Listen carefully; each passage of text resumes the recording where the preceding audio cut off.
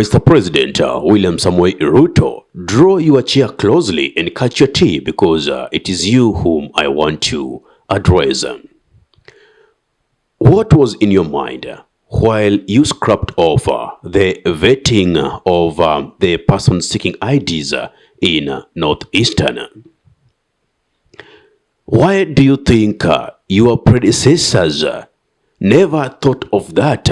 Whilst at it, you become so much wiser and felt like it should be scrapped off and dealt a blow like the culture of FGM. Where am I getting all this from?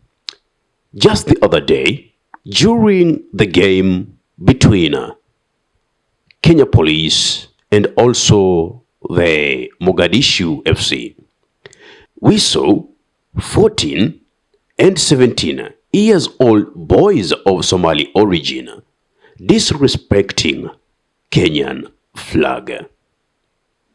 Now, that is not even the issue. Upon their arrest and being arraigned in court, it was established that they were in the country illegally. The question is, how porous has our borders come to an extent persons can just get in Kenya without proper documentation, walk out without proper documentation? Yet we have our armies who are guarding our borders. Will I be wrong? Or will I say I will be vindicated when I alleged that that is one way you, Mr. President, is trying to plan on how you will use that excuse to rig elections in 2027 so that you retain your power for a second term? What if more like these persons come? By the way, how many of them who are not documented do we have in the country? How many of them who are in Kenya illegally do we have in the country? But when we speak, we will be told that we are discriminating against the Somali community. No, we have people of Somali origin but who are Kenyans, and we have persons of Somali origin who are not Kenyans. So the vetting process was to determine who are actually Kenyans and who actually deserve to be given the identification cards. And through this, the allegations that over 3.5 persons from Northeastern, comprising of Garissa, Mandera, and Wajir counties, have already registered for new IDs. Since you scrapped off the vetting, then later on, we hear persons who have now all of a sudden become so passionate about your government, Junet Mohammed, the Suna East MP, saying that the Somali vote this time will be a deciding vote, not even a swing vote, a deciding vote. For a long time, the central region has been this deciding voter. So, is it a plan to shift the patterns whereby we have persons who are not Kenyans getting identification cards and voting? Well, if that is not pain enough, why are you trying to weaken our documents as Kenyans? You are weakening the Kenyan ID. If you even try, even the Kenyan passport, you are weakening it. If you travel abroad, it will be so difficult to prove that you're actually a Kenyan. Why? Of course, the ID will not be enough to determine whether you are a Kenyan or not, because the borders have already become porous. And other countries also have their intelligence. They'll know that we have a country whereby people just get in and out. What is the actual aim you had while trying to implement this plan of yours?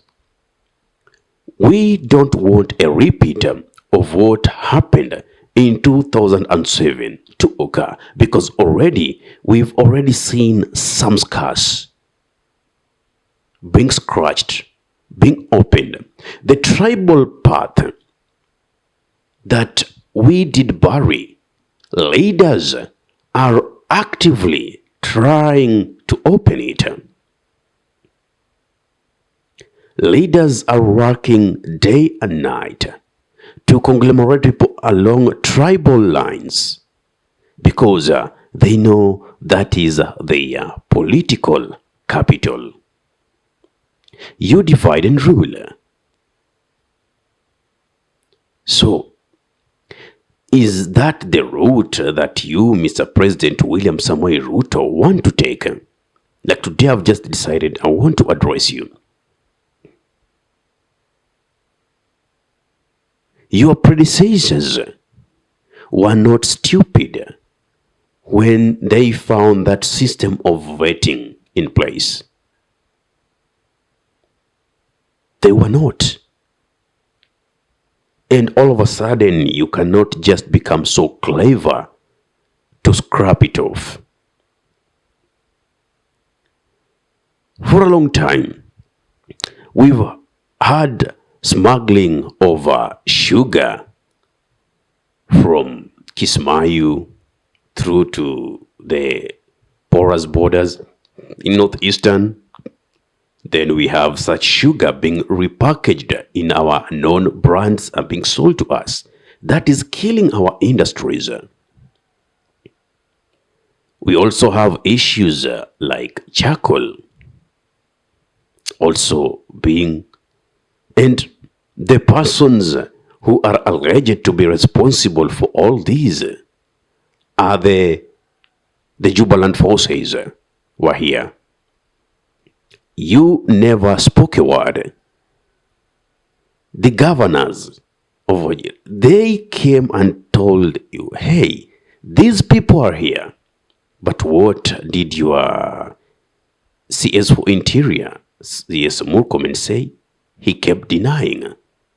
As much as even journalists took that mandate, went to where they actually were, and we saw they were actually in Kenya.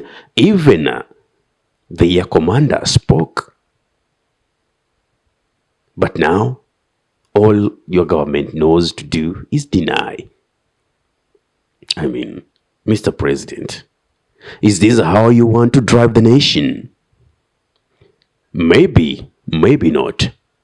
We are going to get the responses. We are going to get the answers to what we are seeking.